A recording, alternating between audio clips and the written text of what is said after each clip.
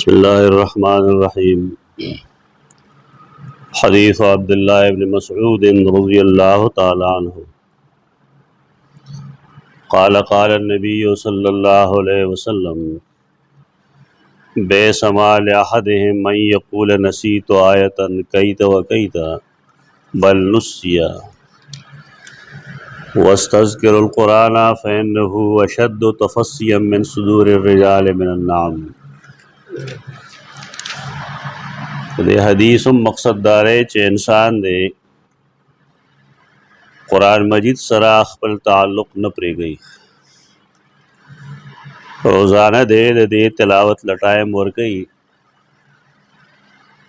और दे के यो बला पाबंदी हम लगई अगदा च सड़े दे दान वही चे नसी तो आयतन कई तो कई था चे माँ फलाने फलाने आयत यर कर दे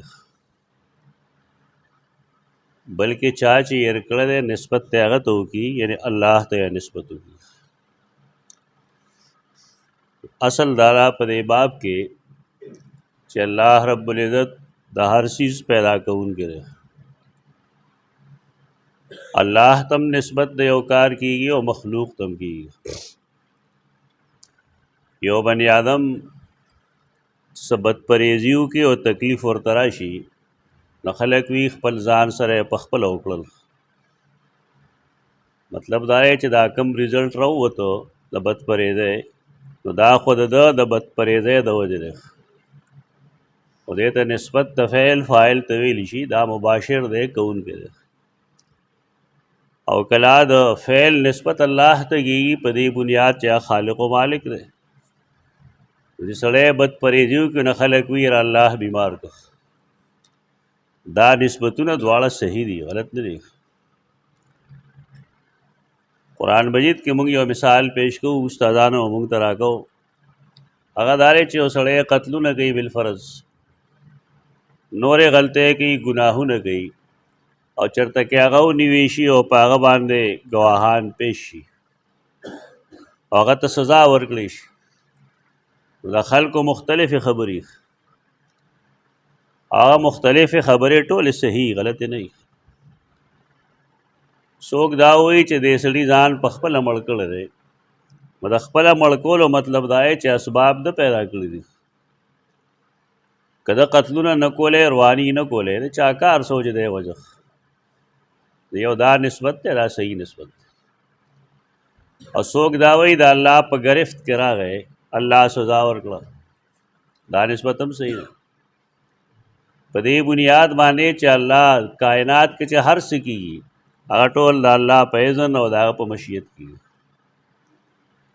और सोक दावई चे बादशाह या हुकूमत लगे तो गैर मुल्क कत्ल को दाम सही हुई दाद निस्बतुन दरे किस्मुन यो दे के गलत सशे निश्त तो दे वजह ना खलक चे अगी दावई चे अल्लाह रब्बुल इज़्ज़त ता दागी कारनु निस्बत नरी कोल पकार चे मुनासिब नहीं अबे चारगान कुरान न वाखवादी और हदीस न वाखवादी इब्न बत्ताल दे हदीस तला निदा जिक्र कर दे चे दे मतलब दारे चे दे ये रवल निस्बत अल्लाह तोकलिश ज़का ये रउन के अल्लाह दे या दउन के अल्लाह दे ठीक दा असबाब में इंसान पैदा गई लेकिन वो सड़े रिज़क दपा लास्क पे न हुई न तो अल्लाह रिज़क न और गई दे लास्क पे हुई न अल्लाह वाला रिज़क और गई दादा का द्वा निस्बतु न दी लेकिन दा हदीस असल तफसीर आगा दे कम चपोन मुंगा गड़ो अगर दारे चे इंसान कुरान मजिद सराख पढ़ रहा बेतब प्रीरी वदना कुरान ये कलिश और आखकारा चे उसीज तो याद है ना दागे इस्तेमाल न के ना बर्बाद जमूंगा आवाम अक्सर व बेशतर पर खबर न पुई शल ज़ले पर यो खबर पोए कर न पुई बोले वजदारा ची दी दिमाग न इस्तेमाल पर वक्त नरे इस्तेमाल करी दिमाग चे इस्तेमाल शीन अलग बदा कार कई चता इस्तेमाल करी नरी नुसकार वो की खल को ख्याल लाई डेर किताब मगोरा दिमाग वह ख़राब शी दिमाग पर किताब का तो न खराबी पर किताब न का तो खराबी په علم نه حاصلولو دماغ خرابېږي. ښکاره مثال له یو سړی ټوله سملي د سهار نه تر ماښامه پورې، بیا یې د شپې هم سملي، سبا دې هم سملي، دی به څومره وخت سملي چې روغ رمټ 2 ورځې سملاستی شي مسلسل، دی به پاسي ګرځي به وي په ملاستې هم ستړي شو. الله چې کوم اندامونه د کومو کارونو دپاره پیدا کړي دي، سړی چې د هغې استعمال نه کوي نه بېکاره شي. دماغ د دې استعمال چې نه کوي دا بېکاره شي، دا ډل شي، په دې کې جمود راشي، دا جامد شي، بیا هېڅ کار نه کوي. دا کم خلک چې ماشومان تښتوي او بیا په هغې باندې سوالونه کوي، یو ځای کې او بل ځای کې، لاس پې ورله ماتوي نه، دا وله وتړي. مثلا لاس یې ورله دې ځای پورې وتړه 1 میاشت یا 2 میاشتې، او بیا یې پرانځي، دا خپل ځای ته نه ځي، باید د هغې فنکشن برباد کړی شو. چاله یې دې ځای پورې تړلي، چاله یې خپه تړلي، 1 میاشت یا 2 میاشتې یا 3 میاشتې چې هغه دغه شان پاتې شي، نه بیا کار نه کوي. دغه معامله د قرآن مجید هم ده. که سړی د قرآن مجید یو آیت یاد دی یا ټول یاد دی او دې هغې سره تعلق نه ساتي، د دماغو نه قرآن مجید وځي.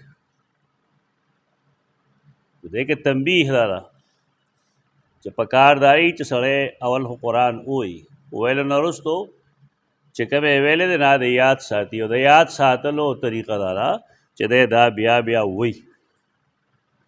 چې بیا بیا یې نه وایي نو موږ پرون هم ویلي د ژبه درنه شي. خلک وي د فلانکي ژبه ډېره سخته نه راوړي، نه راوړي په دې باندې چې د ویلې نه نو. دې وجې نه ماشوموالي کې ماشومان جومات ته بوځئ، استاذ ته یې کېنوئ، قرآن ته یې کېنوئ، حدیث ته یې کېنوئ چې دی اوري ویني وایي، او د جومات آداب ورته هم ښیئ. بس دا نه چې جومات ته یې راولېږه استاد ته سبق وښیي او که جومات ادب ورته وښیي. دا څیزونه خپلو ماشومانو باندې چې کوو مونږه نو الله یې به کار سموي. عبداللہ بن مسعود فرمائی رسول اللہ صلی اللہ علیہ وسلم فرمائل بئس ما لأحدهم، بئس ما یو نعم ما دے یو بئس ما دے، دا دوارا دے یو بل متضاد استعمالی گی.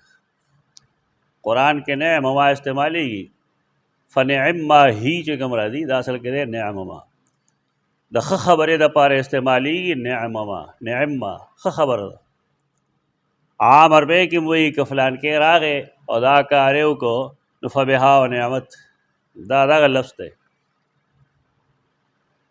نعم ما یا نعم ما دے استعمال کی گی دے یو سیز پا مدح کی، او بے سما لیکن بے سمشتر بی انفسهم بے سما دے استعمال چکم دے دا زم پا وقت کی گی یو سیز خن دے نو عربے کے اغیتا بے سما ہوئی.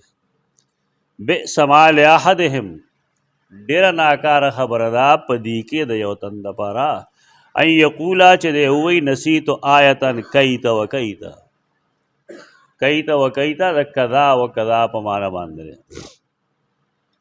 دومره دا چې کیت و کیت استعمالیږي د کارونو دپاره افعالو دپاره، او دغه شانته راځي زیت و زیت هغه د اسماء دپاره استعمالیږي. یو سړي دپاره دا ناکاره خبره ده چې هغه دا ووایي نسیتو آیتا کیت و کیت، ما نه فلان کې آیت او فلان کې آیت ما هیر کړی ده، نه دی ویل پکار. د فعل نسبت ته الله ته کوي، یا دی آخر ولې وایي دا که د قرآن لوستی نه بیا به دا نه ویلی، بل نسیه بلکې د ده نه هیر کړي شوي دي. دا بل نسیه چې ته ووایې د دې مطلب دا دی چې د نسیان نسبت الله ته پکار و، ځکه فاعل دار هغه دی. نسیه د ده نه هیر کړی شو، نو هیرول کله الله کوي او هیرول کله شیطان کوي. قرآن مجید کې نسبتونه ټول شته دی. سنقرئک فلا تنسى الا ما شاء الله، مونږ به تا ته قرآن مجید وښیو نو بیا به ستانه نه هیرېږي مګر کله چې الله د هغې هیرول وغواړي. یعنې کله کله د الله هیر کي ستانه، لیکن دا حکمتونه او کله کله د نسبت شیطان ته کیږي لکه د سیدنا خضر او سیدنا موسی علیه السلام واقعه کې راځي انی نسیت الحوت وما انسانیه الا الشیطان زمانه مې ير شو او دا زمانه نو ير کړي مگر شیطان. نو څه مطلب دی چې شیطان د يرولو خالق دی څه نه، شیطان په يرولو خوشحالي. مسلمان نا چې مونږ کې خطا وشي نو شیطان به خوشاله شي ټوپونه ووي چې زخه سړی خطا شي.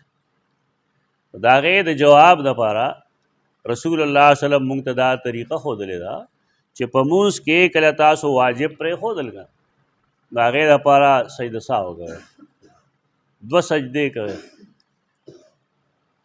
خو چې کله 2 سجدې وشي نو د شیطان زړه وچوي. حدیث کې راځي هغه دا وایي چې ما ته د یوې سجدې حکم شوی و نو ما نه وکړې او د په یو غلطۍ 2 سجدې وکړې نو دی بیا وروستو ډېر وخت دپاره. نو بهر کیف د نسیان نسبت کله کله شیطان ته کېږي او کله کله رحمان ته کېږي. شیطان ته په دې وجه وایي چې غفلت هغه پیدا کوي او شیطان ته په دې وجه کېږي چې په دې باندې هغه راځي. واستذکروا القرآن، د قرآن یاد ساتلو کوشش کوئ، مذاکره کوئ، قرآن یادوئ. ښه طریقه دا وي چې 2 کسان کینی یو ته اورولو کې بل بل ته اورولو کې، دا مذاکره ده. دا شان مذاکره وا مخکنو علماو صحابه کرامو د حدیث هم کوله. 2 کسان بناستو مذاکره به کوله. کله کله استاد هم مذاکره کوله خپل شاګردانو سره چې نن تاسو داسې سبق ویل دی. دا مجالس اوس خلک نه پیژني، پوهېږي په هم نه، پته هم ورته نه لګي. په قرآن مذاکره کوئ، یو بل ته اوروئ، مطالب یو بل ته بیان کړئ، الفاظ یو بل ته واوروئ. فإنه اشد تفسیا من صدور الرجال، ځکه دا ډېر په تیزۍ سره وتونکی دی د خلکو د سینو نه. یو سړی چې قرآن بار بار نه وایي نو دی به د سینې نه وځي، د یاد نه پاتې کېږي. دې وجې نه موږ زور اچو وروڼو باندې، مسلمانانو باندې، بچو باندې چې قرآن وایه، شپه ورځ وایه، یوازې روژه کې نه، کال یو سر وایه چې ستاسو قرآن سره رابطه وي نو ستاسو په ژبه به دا بیا دروند نه لګي. دا د زړه نه ډېر زر وتونکی ده. فإنه اشد تفسیا من صدور الرجال من النعم، نعم منې اوښان، د اوښانو نه سیوا. د اوښ ذکر پرونی حدیث کې راغلی وګه چې که تا اوښ له ګوړه ونه تړله نو دی به تښتي. نو د قرآن مجید په زړه کې د ګوډې تړلو طریقه سره هغه دا ده چې ته بیا بیا قرآن مجید لولې.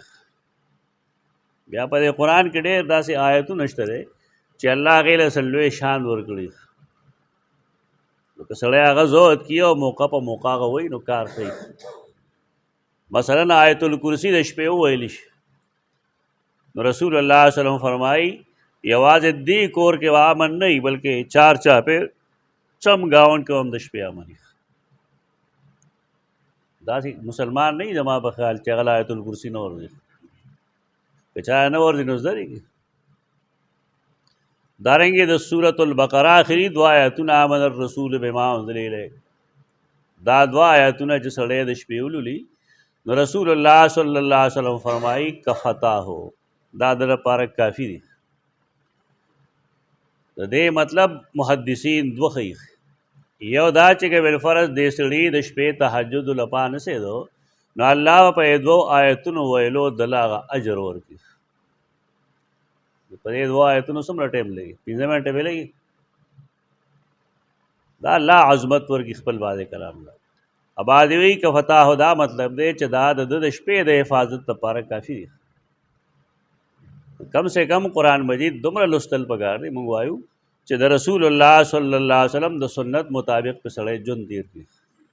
دا هم د ژوند تیرولو طریقه ده چې سړی بعضې آیاتونه دا زود کي او موقع مناسبت سره هغه وایي. فرض مونځ پسې به رسول الله صلی الله علیه وسلم آیت الکرسی ویله. دا به هم فرمایل چې دی ډېر زر جنت ته تللی شي په دې. دا مختصر مختصر سيزونه قرآن سره تعلق دی. قرآن مجید چې په دې طریقه ویلی شي او سړی پرېږدي نه مستحب وي نو الله اجر هم ورکي او دا یاد هم پاتې شي. او که نه پلار مور محنت خو کړي، پلار مور په بچو سبق ووایي. دا کم پلار مور چې دا کار کوي دا لوی خلک دي. خو دا هم کولی شي چې خپل بچی د اول نه چا مصري سره کېږي چې ورشه کار زده کوه. دا هم کولی شي چې چا ګاډي والا سره کېږي چې ورشه پیسې ټولوه ته به کنډکټر یې. لیکن بعضې پلاران قرباني وکړي خپل بچي تعلیم او تربیت ته وقف کړي. نا بدبخت دی، موقع نه غلطه فایده اخلي. پلار پې خرچه کوي، خوراک ورکوي، اسکاک ورکوي، لباس ورکوي، تم څه ته اړه غواړي نه، لیکن وخت خراب دی. زمونږ مشرانو سره دغه ټریډي شوی د غریبانو سره. مشران غریبانانو نو بچو باندې څه وخت نه دی ویلی، حالاتو مجبوره کړي چې نه یې دی ویلی نو د هغې نتیجه د شوه چې بچي هم دغه شان پاتې شو. بیا دا مشهوره ده چې تعلیم چاله څه ورکوي،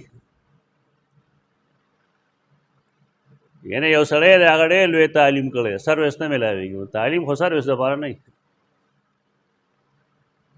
تعلیم خو دې دپاره وي چې انسان نه انسان جوړ شي، دی ښه او بد وپېژني، جټ پاتې نه شي. ذهنیت د خلقو غلط شوی دی. تعلیم د اخلاقو د سمولو دپاره وي. د کومو کسانو باندې چې پلار مور سبق وایي هغې له پکار دا دی چې دې نه فایده واخلي. دا نه ده چا سې وخت ضایع کړي. کومو کسانو نه دی ویلی قرآن مجید نو اوس د دې د قرآن طالب علمان شي، څه ګران کار خو نه دی. هر جماعت کې عالم وي، حافظ وي، که هغه نه وي نو په کور کې چم کې ګاونډ کې څوک نه څوک داسې وي چې هغې له قرآن مجید ورځي. هغې سره د خپل ربط جوړ کړي چې ما دروازې یو ټکی وښیه. نو په ځای د دې چې قیامت کې سړی الله د هغه نه مخ اړولي او خبرې ورسره نه کوي، نو ښه دا نه ده چې دی دا ووایي چې ما په سپینه ګیره کې قرآن مجید شروع کړو، ختم مې که یا مې نه که، خو ځان له مسل ده. خو د قرآن په طالب علمانو کې کم سے کم خپل نوم لیکل پکار دی. اقول قولی هذا استغفر الله لکم.